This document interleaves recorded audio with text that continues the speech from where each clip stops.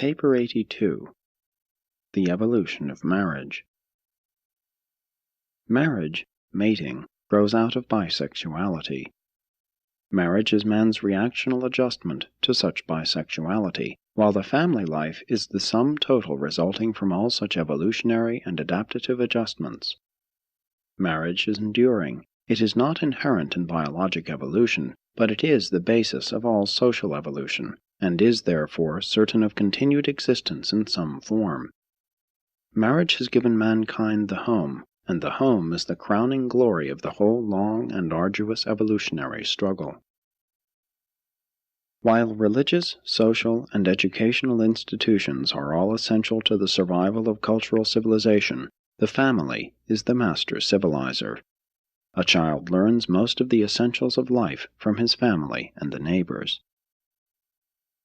The humans of olden times did not possess a very rich social civilization, but such as they had, they faithfully and effectively passed on to the next generation. And you should recognize that most of these civilizations of the past continued to evolve with a bare minimum of other institutional influences because the home was effectively functioning.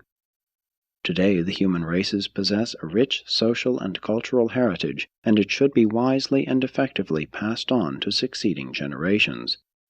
The family as an educational institution must be maintained. 1. The mating instinct. Notwithstanding the personality gulf between men and women, the sex urge is sufficient to ensure their coming together for the reproduction of the species. This instinct operated effectively long before humans experienced much of what was later called love, devotion, and marital loyalty. Mating is an innate propensity, and marriage is its evolutionary social repercussion. Sex interest and desire were not dominating passions in primitive peoples. They simply took them for granted.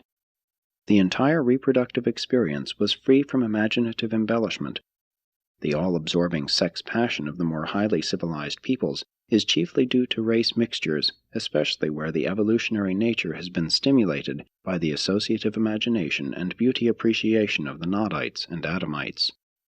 But this Andite inheritance was absorbed by the evolutionary races in such limited amounts as to fail to provide sufficient self-control for the animal passions thus quickened and aroused by the endowment of keener sex consciousness and stronger mating urges. Of the evolutionary races, the red man had the highest sex code.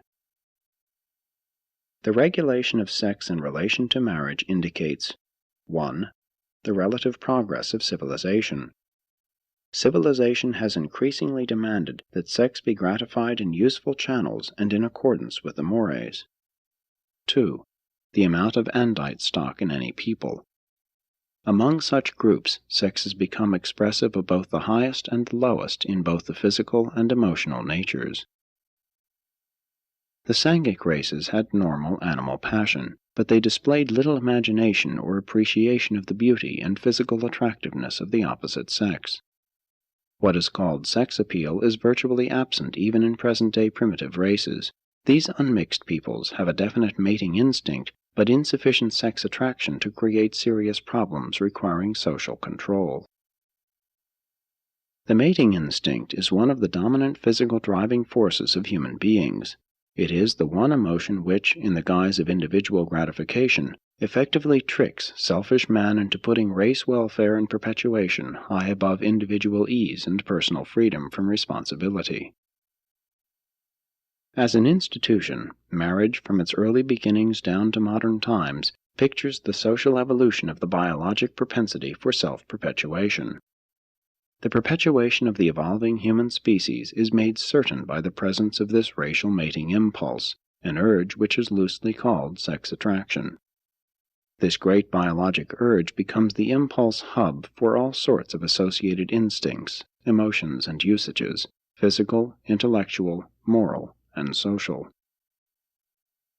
With the savage, the food supply was the impelling motivation, but when civilization ensures plentiful food, the sex urge many times becomes a dominant impulse and therefore ever stands in need of social regulation. In animals, instinctive periodicity checks the mating propensity. But since man is so largely a self-controlled being, sex desire is not altogether periodic. Therefore does it become necessary for society to impose self-control upon the individual. No human emotion or impulse, when unbridled and overindulged, can produce so much harm and sorrow as this powerful sex urge. Intelligent submission of this impulse to the regulations of society is the supreme test of the actuality of any civilization.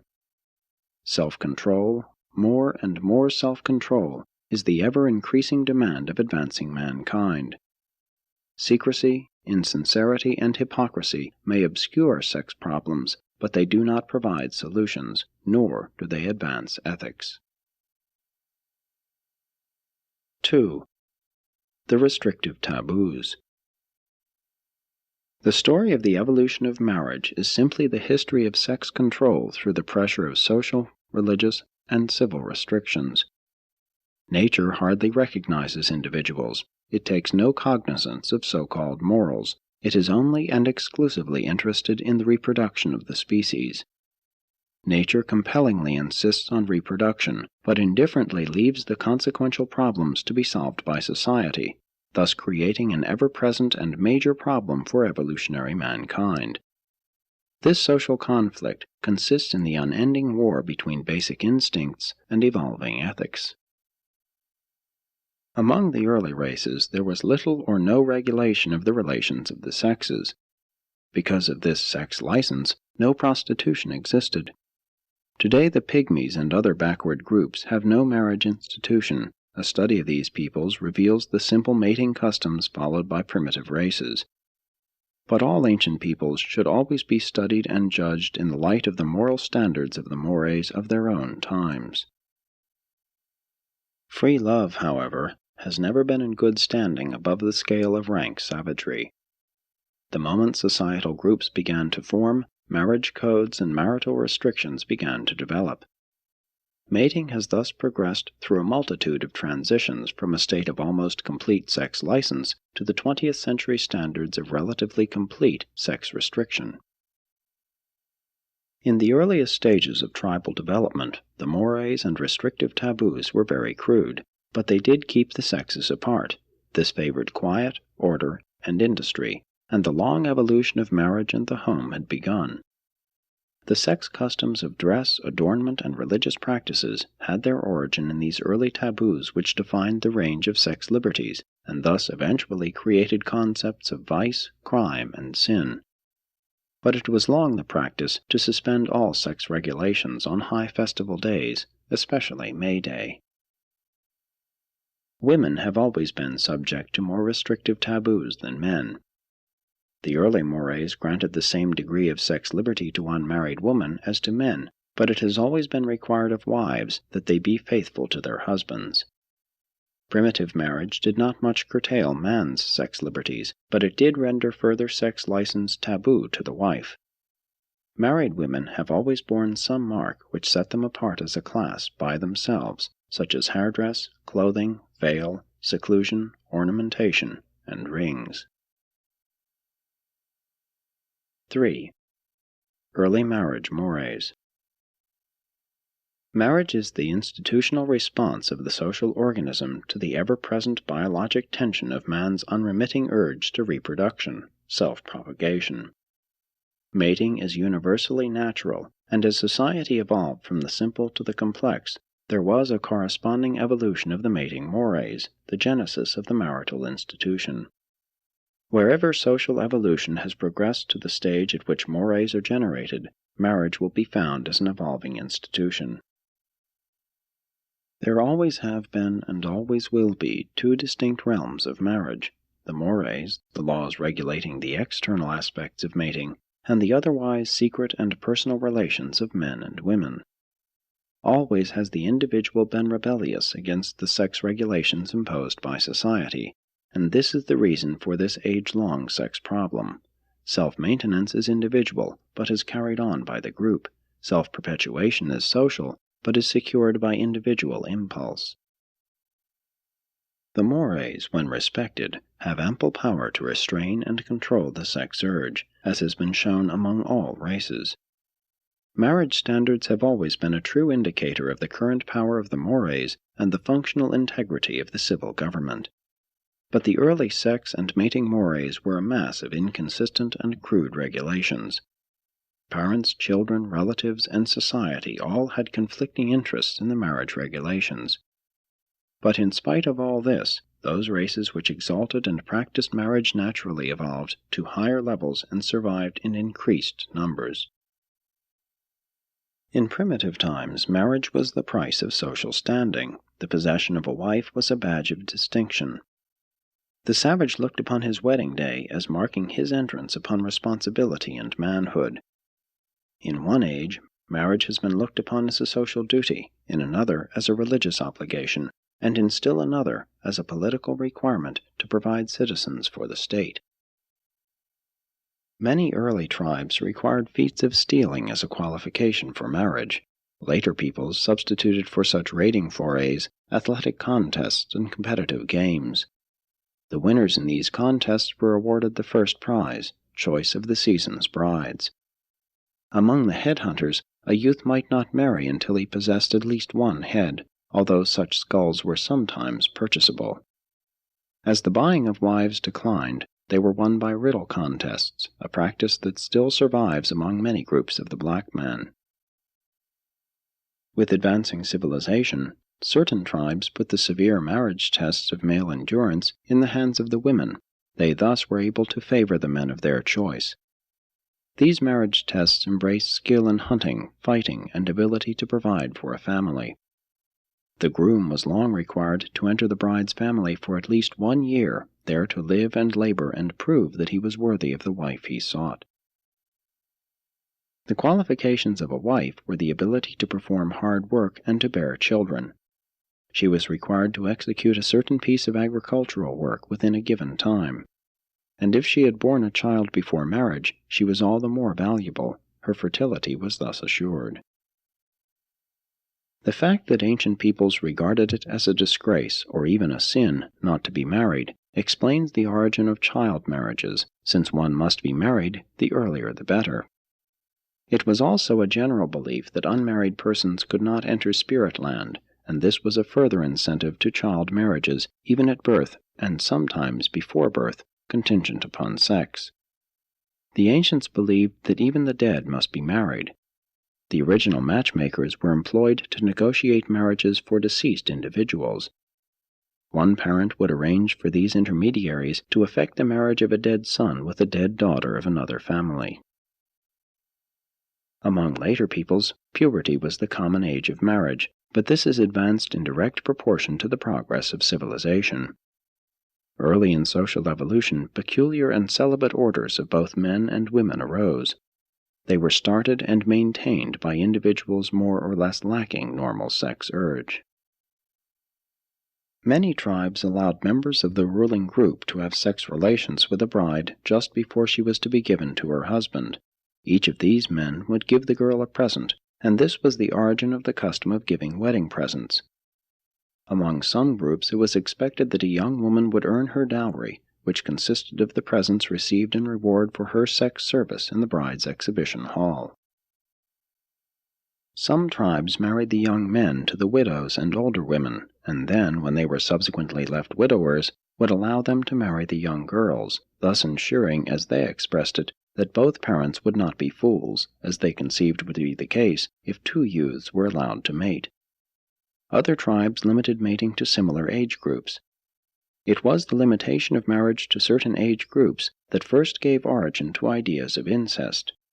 In India, there are even now no age restrictions on marriage. Under certain mores, widowhood was greatly to be feared, widows being either killed or allowed to commit suicide on their husbands' graves, for they were supposed to go over into spirit land with their spouses. The surviving widow was almost invariably blamed for her husband's death. Some tribes burned them alive. If a widow continued to live, her life was one of continuous mourning and unbearable social restriction, since remarriage was generally disapproved. In olden days, many practices now regarded as immoral were encouraged. Primitive wives not infrequently took great pride in their husbands' affairs with other women. chastity in girls was a great hindrance to marriage, the bearing of a child before marriage greatly increased a girl's desirability as a wife, since the man was sure of having a fertile companion.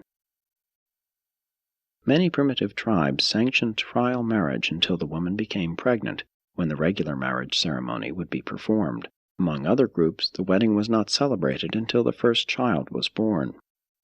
If a wife was barren, she had to be redeemed by her parents, and the marriage was annulled. The mores demanded that every pair have children. These primitive trial marriages were entirely free from all semblance of license. They were simply sincere tests of fecundity. The contracting individuals married permanently just as soon as fertility was established. When modern couples marry with the thought of convenient divorce in the background of their minds if they are not wholly pleased with their married life, they are in reality entering upon a form of trial marriage, and one that is far beneath the status of the honest adventures of their less civilized ancestors. 4. Marriage under the property mores. Marriage has always been closely linked with both property and religion. Property has been the stabilizer of marriage, religion the moralizer. Primitive marriage was an investment, an economic speculation. It was more a matter of business than an affair of flirtation. The ancients married for the advantage and welfare of the group, wherefore their marriages were planned and arranged by the group, their parents and elders. And that the property mores were effective in stabilizing the marriage institution is borne out by the fact that marriage was more permanent among the early tribes than it is among many modern peoples. As civilization advanced and private property gained further recognition in the mores, stealing became the great crime. Adultery was recognized as a form of stealing, an infringement of the husband's property rights. It is not therefore specifically mentioned in the earlier codes and mores. Woman started out as the property of her father, who transferred his title to her husband, and all legalized sex relations grew out of these pre-existent property rights. The Old Testament deals with women as a form of property. The Quran teaches their inferiority. Man had the right to lend his wife to a friend or a guest, and this custom still obtains among certain peoples. Modern sex jealousy is not innate. It is a product of the evolving mores. Primitive man was not jealous of his wife, he was just guarding his property. The reason for holding the wife to stricter sex account than the husband was because her marital infidelity involved descent and inheritance. Very early in the march of civilization, the illegitimate child fell into disrepute. At first only the woman was punished for adultery. Later on, the mores also decreed the chastisement of her partner, and for long ages the offended husband or the protector father had the full right to kill the male trespasser. Modern peoples retain these mores, which allow so-called crimes of honor under the unwritten law. Since the chastity taboo had its origin as a phase of the property mores, it applied at first to married women, but not to unmarried girls. In later years, chastity was more demanded by the father than by the suitor. A virgin was a commercial asset to the father. She brought a higher price. As chastity came more into demand, it was the practice to pay the father a bride fee in recognition of the service of properly rearing a chaste bride for the husband-to-be. When once started, this idea of female chastity took such hold on the races that it became the practice literally to cage up girls, actually to imprison them for years in order to assure their virginity. And so the more recent standards and virginity tests automatically gave origin to the professional prostitute classes. They were the rejected brides, those women who were found by the groom's mothers not to be virgins. 5. Endogamy and exogamy. Very early the savage observed that race mixture improved the quality of the offspring. It was not that inbreeding was always bad, but that outbreeding was always comparatively better. Therefore the mores tended to crystallize in restriction of sex relations among near relatives. It was recognized that outbreeding greatly increased the selective opportunity for evolutionary variation and advancement. The outbred individuals were more versatile and had greater ability to survive in a hostile world. The inbreeders, together with their mores, gradually disappeared. This was all a slow development. The savage did not consciously reason about such problems. But the later and advancing peoples did, and they also made the observation that general weakness sometimes resulted from excessive inbreeding. While the inbreeding of good stock sometimes resulted in the upbuilding of strong tribes, the spectacular cases of the bad results of the inbreeding of hereditary defectives more forcibly impressed the mind of man, with the result that the advancing mores increasingly formulated taboos against all marriages among near relatives. Religion has long been an effective barrier against outmarriage. Many religious teachings have prescribed marriage outside the faith. Woman has usually favored the practice of in-marriage, man outmarriage. Property has always influenced marriage, and sometimes, in an effort to conserve property within a clan, mores have arisen compelling women to choose husbands within their fathers' tribes. Rulings of this sort led to a great multiplication of cousin marriages. Inmating was also practiced in an effort to preserve craft secrets. Skilled workmen sought to keep the knowledge of their craft within the family. Superior groups, when isolated, always reverted to consanguineous mating. The Nodites for over 150,000 years were one of the great in-marriage groups. The later-day in-marriage mores were tremendously influenced by the traditions of the violet race, in which, at first, matings were perforce between brother and sister. And brother and sister marriages were common in early Egypt, Syria, Mesopotamia, and throughout the lands once occupied by the Andites. The Egyptians long practiced brother and sister marriages in an effort to keep the royal blood pure, a custom which persisted even longer in Persia. Among the Mesopotamians before the days of Abraham, cousin marriages were obligatory. Cousins had prior marriage rights to cousins. Abraham himself married his half-sister, but such unions were not allowed under the later mores of the Jews. The first move away from brother and sister marriages came about under the plural wife mores, because the sister wife would arrogantly dominate the other wife or wives. Some tribal mores forbade marriage to a dead brother's widow, but required the living brother to beget children for his departed brother. There is no biologic instinct against any degree of in-marriage. Such restrictions are wholly a matter of taboo. Outmarriage finally dominated because it was favored by the man. To get a wife from outside ensured greater freedom from in-laws. Familiarity breeds contempt, so, as the element of individual choice began to dominate mating, it became the custom to choose partners from outside the tribe. Many tribes finally forbade marriages within the clan. Others limited mating to certain castes. The taboo against marriage with a woman of one's own totem gave impetus to the custom of stealing women from neighboring tribes. Later on, marriages were regulated more in accordance with territorial residence than with kinship. There were many steps in the evolution of in-marriage into the modern practice of outmarriage. Even after the taboo rested upon in-marriages for the common people, chiefs and kings were permitted to marry those of close kin in order to keep the royal blood concentrated and pure. The mores have usually permitted sovereign rulers certain licenses in sex matters. The presence of the later Andite peoples had much to do with increasing the desire of the Sangic races to mate outside their own tribes. But it was not possible for outmating to become prevalent until neighboring groups had learned to live together in relative peace. Outmarriage itself was a peace promoter. Marriages between the tribes lessened hostilities. Outmarriage led to tribal coordination and to military alliances. It became dominant because it provided increased strength. It was a nation builder. Outmarriage was also greatly favored by increasing trade contacts. Adventure and exploration contributed to the extension of the mating bounds and greatly facilitated the cross-fertilization of racial cultures. The otherwise inexplicable inconsistencies of the racial marriage mores are largely due to this outmarriage custom with its accompanying wife-stealing and buying from foreign tribes, all of which resulted in a compounding of the separate tribal mores.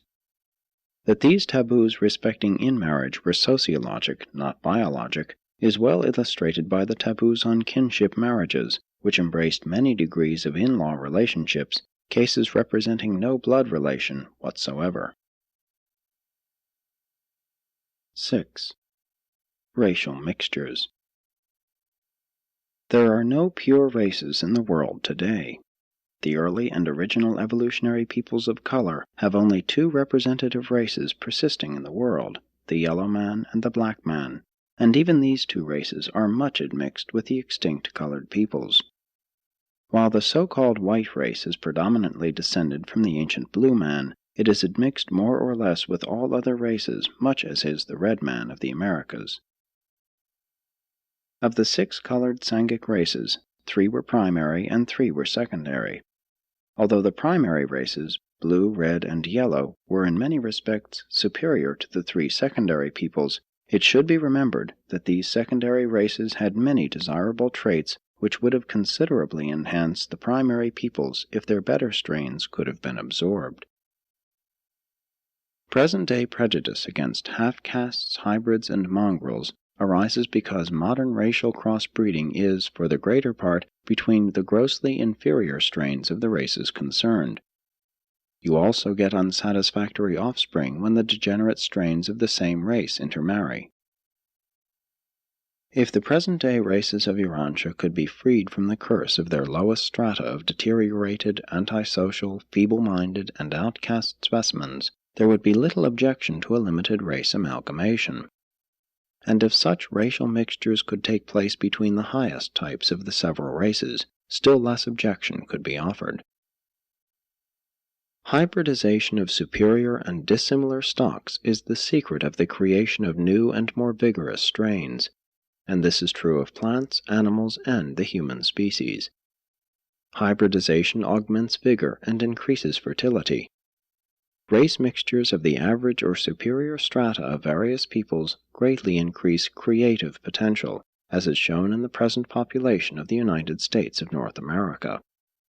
When such matings take place between the lower or inferior strata, creativity is diminished, as is shown by the present-day peoples of southern India. Race blending greatly contributes to the sudden appearance of new characteristics, and if such hybridization is the union of superior strains, then these new characteristics will also be superior traits. As long as present-day races are so overloaded with inferior and degenerate strains, race intermingling on a large scale would be most detrimental. But most of the objections to such experiments rest on social and cultural prejudices rather than on biological considerations. Even among inferior stocks, hybrids often are an improvement on their ancestors. Hybridization makes for species improvement because of the role of the dominant genes. Racial intermarriage increases the likelihood of a larger number of the desirable dominants being present in the hybrid. For the past 100 years, more racial hybridization has been taking place on Urantia than has occurred in thousands of years. The danger of gross disharmonies as a result of crossbreeding of human stocks has been greatly exaggerated. The chief troubles of half-breeds are due to social prejudices. The Pitcairn experiment of blending the white and Polynesian races turned out fairly well because the white men and the Polynesian women were of fairly good racial strains. Interbreeding between the highest types of the white, red, and yellow races would immediately bring into existence many new and biologically effective characteristics. These 3 peoples belong to the primary Sangic races. Mixtures of the white and black races are not so desirable in their immediate results, neither are such mulatto offspring so objectionable as social and racial prejudice would seek to make them appear. Physically, such white-black hybrids are excellent specimens of humanity, notwithstanding their slight inferiority in some other respects.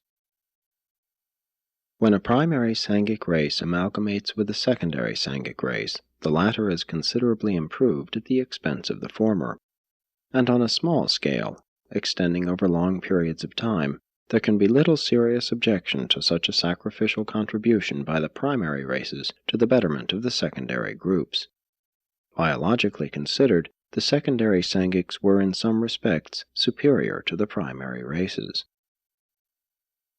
After all, the real jeopardy of the human species is to be found in the unrestrained multiplication of the inferior and degenerate strains of the various civilized peoples, rather than in any supposed danger of their racial interbreeding. Presented by the Chief of Seraphims stationed on Urantia.